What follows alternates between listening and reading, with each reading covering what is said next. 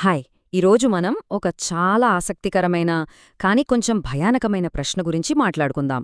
ఒకవేళ మనం చంద్రుడి మీద ఒక అణుబాంబుని పేలిస్తే అసలు ఏం జరుగుతుంది? ఈ ఆలోచన వెనుకున్న సైన్స్ ఏంటో వివరంగా తెలుసుకుందాం రండి. ఈ మాట వినగానే మనకు వెంటనే సైన్స్ ఫిక్షన్ సినిమాలు గుర్తొస్తాయి, అవునా? చంద్రుడు తన కక్ష నుంచి పక్కకు జరిగిపోయి భూమిని ఢీకొట్టేస్తాడా? లేకపోతే చంద్రుడు ముక్కలముక్కలైపోయి మన గ్రహం మీద రాళ్ల వర్షం కురుస్తుందా? ఇలాంటి భయాలే మనల్ని వెంటాడతాయి. ఇక్కడ ఒక ఆశ్చర్యకరమైన విషయమేంటంటే ఇది కేవలం సైన్స్ ఫిక్షన్ కథే కాదు. ఒకప్పుడు నిజంగానే చంద్రుడి మీద అణుబాంబు వేస్తే ఏమవుతుందో తెలుసుకోవడానికి ఒక సీక్రెట్ ప్రాజెక్ట్ కూడా చేపట్టారు. అంటే ఈ ఊహకి ఒక నిజమైన చారిత్రక ఆధారముందన్నమాట. సరే, అయితే మనమే ఈ ప్రయోగాన్ని చేసి చూద్దాం. అంటే మన ఆలోచనల్లో అనమాట. ఈ ప్రయోగం కోసం మనం వాడబోయే ఆయుధం గురించి ముందుగా తెలుసుకుందాం. అసలు దీని పవర్ ఎంతుంటుందో ఒక్కసారి ఆలోచించండి. మానవ చరిత్రలో ఇప్పుడిదాకా పేల్చిన అత్యంత శక్తివంతమైన బాంబు జార్ బాంబా. దానికంటే ఇది 2 రెట్లు పవర్ఫుల్. మనం మాట్లాడుతున్నది ఏదో చిన్న పేలుడు గురించి కాదు, ఒక అసాధారణమైన శక్తి గురించి. ఇప్పుడు పేలుడు జరిగే ప్రదేశానికి వెళదాం. ఇక్కడే అసలు ట్విస్ట్ ఉంది. భూమికి, చంద్రుడికి ఒక పెద్ద తేడా ఉంది. చంద్రుడి మీద వాతావరణం అస్సలుండదు. అంతరిక్ష శూన్యం. అదే అసలైన విషయం. బటన్ నొక్కగానే కొన్ని మిల్లీసెకండ్లలోనే ఏం జరుగుతుందో చూద్దాం. ఫస్ట్, కొన్ని పేలుడు పదార్థాలు రేడియోధార్మిక కోర్ను బలంగా నొక్కుతాయి.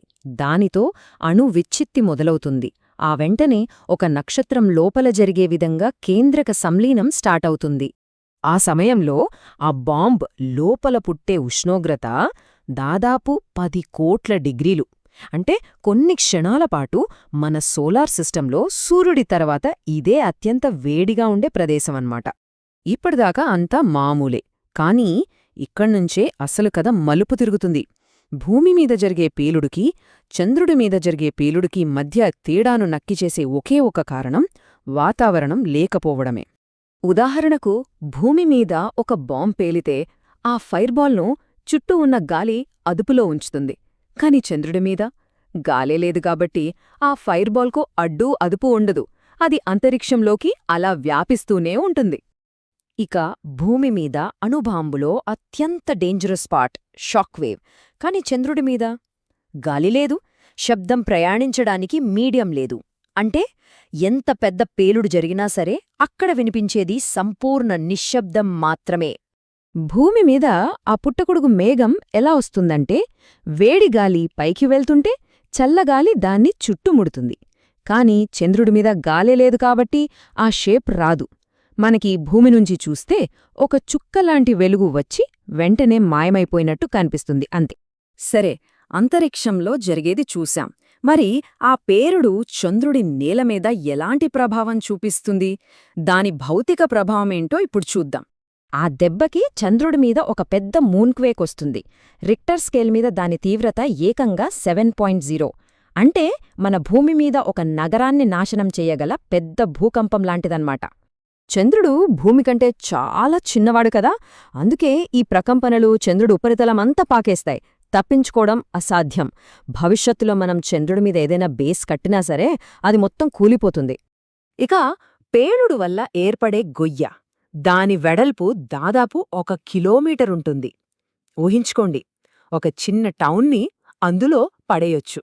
అంతేకాదు, ఈ పేలుడ వల్ల దాదాపు 10 కోట్ల క్యూబిక్ మీటర్ల రాయి, ధూళి, అంటే కొన్ని వేల ఏనుగుల బరువున్న మెటీరియల్ అంతరిక్షంలోకి ఎగిరిపోతోంది.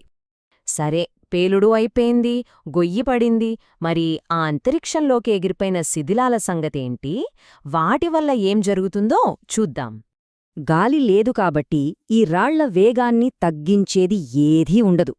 అవి అచ్చం బుల్లెట్లలాగా దూసుకెళ్తాయి. కొన్ని చంద్రుడి గ్రావిటీని దాటి స్పేస్లోకి వెళ్ళిపోతాయి. కొన్ని చిన్న చిన్న ఉల్కల్లా భూమి మీద కూడా పడొచ్చు. ఇక చంద్రుడి చుట్టూ తిరిగే మన శాటిలైట్స్కి లేక వ్యోమగాములకి ఇది ఒక పెను తుఫానులాంటిది. ఇక చంద్రుడి మీద మళ్లీ కింద పడిన ఆ దుమ్ము, ధూళి మామూలువి కావు. అవి రేడియోధార్మికమైనవి. భూమి మీదలాగా గాలి వానలు లేవు కాబట్టి ఈ రేడియేషన్ను శుభ్రం చేసేది ఏదీ ఉండదు. అది వందల ఏళ్లపాటు అలాగే ఉండిపోతుంది, ఉపరితలాన్ని కలుషితం చేస్తుంది. సరే, ఇవన్నీ బాగానే ఉన్నాయి. కానీ మనం మొదట అనుకున్నట్టుగా ఇంత పెద్ద పేలుడుతో చంద్రుడి కక్షను మార్చగలమా? దాని దారిని తప్పించగలమా? దీనికి ఒక అద్భుతమైన పోలిక ఉంది. అణుబాంబుతో చంద్రుణ్ణి కదిలించాలనుకోవడమంటే ఒక పెద్ద లారీ మీద మనం గట్టిగా ఊది దాన్ని పక్కకి జరపాలని ప్రయత్నించడం లాంటిదట. అది అసాధ్యం కదా. సో ఫైనల్ వర్డిక్ట్ ఏంటంటే, చంద్రుడి కక్షలో దాదాపుగా ఎలాంటి మార్పు ఉండదు. అణుబాంబులు మనకు చాలా పెద్దవిగా అనిపించొచ్చు, కాని ఈ విశ్వం ముందు అవి చాలా చాలా చిన్నవి. అంటే మొత్తంగా చెప్పాలంటే ఈ పేలుడుని చంద్రుడు అసలు పట్టించుకోడు. దానిమీద ఉన్న లక్షల గోతుల్లో ఇదొకటే అంతే. కాని అసలు నష్టం మనకే. ఆ రేడియోధార్మిక కాలుష్యం వల్ల చంద్రుడి ఉపరితలం మనకు పనికిరాకుండా పోతుంది.